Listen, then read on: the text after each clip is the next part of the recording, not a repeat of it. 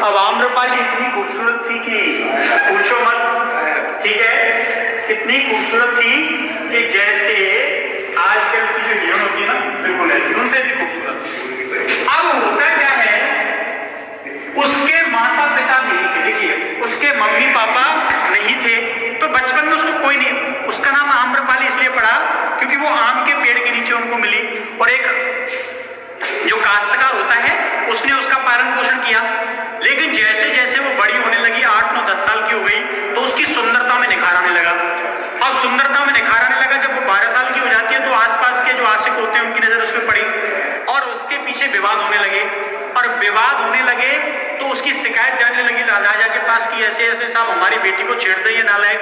तो राजा ने अपने सैनिकों को आदेश दिया कि जाओ और उन बच्चों को पकड़ के उनको 10-10 फेंट लगाइए जाके। अब वो सैनिक गए, सैनिकों ने देखा भाई ये तो है ही कुछ ऐसी, इसके पीछे विवाद होगा।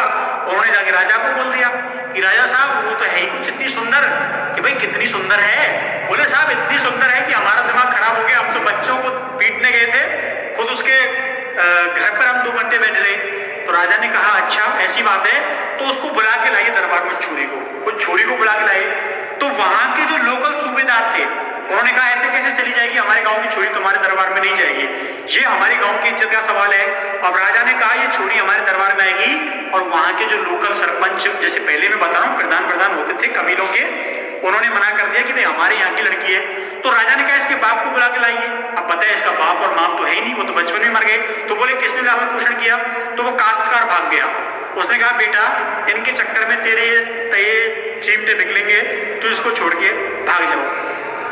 विवाद इतना ज्यादा बढ़ गया भैया कि अजातशत्रु को सूचना लगी कि वहां तो एक संघर्ष मच रहा है, ठीक है, आम्रपाली के चक्कर में, तो कोई बात नहीं।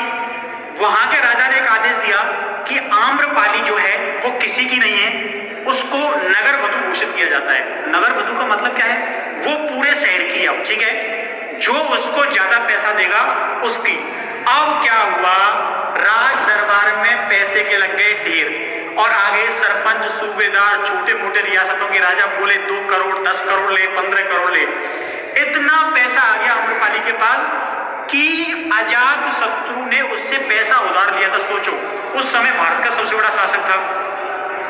अब अजातशत्रु ने चिट्ठी भेजी आम्रपाली के पास कि ऐसा करो तुम शादी कर लो मुझसे। आम्रपाली ने मना कर दिया, क्यों कर लूं बता क्या है तेरे पास। उसने कहा इतना विशाल साम्राज्य है। बोला पैसे तू मुझसे उधार ले रहा है, ठीक है। उसने कहा कि मेरे पास इतनी सेना है। तो पूछा कि अभी हमारे ठिकाने पे आओ, ठीक है, बताएंगे कितनी सेना है। रात के 8 बजे तक भीड़ लगी रहती है यहाँ पे। तो अजातशत्रु बोलता है कुछ तो करना पड़ेगा। वो क्या करता है, आक्रमण कर देता है उस शहर पर, ठीक है, यानी कि अपने ही उस छोटे से साम्राज्य पर क्या कर देता है, ये आक्रमण कर देता है और पूरे शहर को जीत लेता है। तब इसने आम्रपाली को बोला देखो मैंने पूरा शहर जीत लिया, अब तुम किसकी हो गई, मेरी हो गई। आम्रपाली ने कहा बिल्कुल नहीं, ठीक है। तो अजातशत्रु ने कहा देखो बात मान लो, शादी कर लो मुझसे, जो चाहिए तुमको वो मिलेगा। उसने कहा ठीक है मैं तुमसे शादी कर लूंगी, लेकिन केवल 1 साल के लिए शादी करूंगी। अजातशत्रु ने सोचा ठीक है 1 साल के लिए तो मिल रही है कम से कम। उसने कहा भाई 1 साल के लिए शादी कर ले, ठीक है, फिर तेरी इच्छा हो तो रिन्यू कर लेना, वरना सर्टिफिकेट क्या हो जाएगा, एक्सपायर हो जाएगा। तो इसके साथ 1 वर्ष के लिए संबंध स्थापित करता है कौन, अजातशत्रु। अब उसकी सूचना किसको पता चली, महात्मा बुद्ध को पास ही पहुंच जाती है आम्रपाली। और महात्मा बुद्ध के मठ में उस समय 10,000 से ज्यादा शिष्य थे। प्रार्थना सभा चल रही थी। आम्रपाली ने महात्मा बुद्ध को क्या कहा कि हमें आपके मठ में आना है।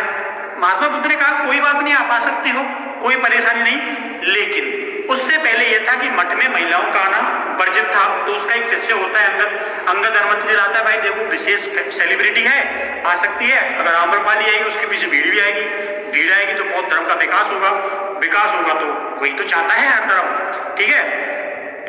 अब देखिए जब आम्रपाली मठ में आई तो किसी को सूचना नहीं थी तनिक भर भी। बौद्ध ने बोल दिया कि पूरा 1 घंटे सभी शिष्य हठ योग करेंगे। हठ योग का मतलब होता है तुमने भले पीछे से कोई डंडा मार दे लेकिन तुमको आंख नहीं खोलनी है। तभी क्या होता है, आम्रपाली की एंट्री होती है भैया वहां पे। आम्रपाली की जय, अब देखो 10,000 शिष्य होते हैं और सब हठ योग पे बैठे थे, लेकिन कुछ लोग तुम्हारे जैसे नालायक भी तो होते हैं जिनको आंख बंद करने के लिए बोले तो एक आंख खोल के बैठे रहते हैं। तो उनमें से कुछ शिष्य पीछे ऐसे ही बैठे हुए थे। उन्होंने आम्रपाली को आते हुए देख लिया तो सामने वाले को लात मारी, वे देख कौन है, देख आम्रपाली आई है। तो उसने उसको मारी और उसने उसको मारी। पूरे शिष्यों को पता चल गया भैया मठ में आई है आम्रपाली और अब नहीं होगा कोई हटियो। तो वहां पे स्थिति इतनी भयानक बन जाती है कि आम्रपाली को वहां से जाना पड़ता है। बाद में आम्रपाली क्या करती है, बौद्ध धर्म में शामिल हो जाती है और भिक्षुक बन जाती थी। छोटी सी स्टोरी आती है, स्टोरी काफी बड़ी थी। आम्रपाली को मेरे किताब थी लेकिन तुम्हें बता दिया, ठीक है, ऐसा भी हुआ था। तो अब मिलेंगे कल बाकी के युद्धों के साथ, क्योंकि अभी अजातशत्रु का तांडव बाकी है। तो मिलते हैं कल यानी कि नेक्स्ट वीडियो में, तब तक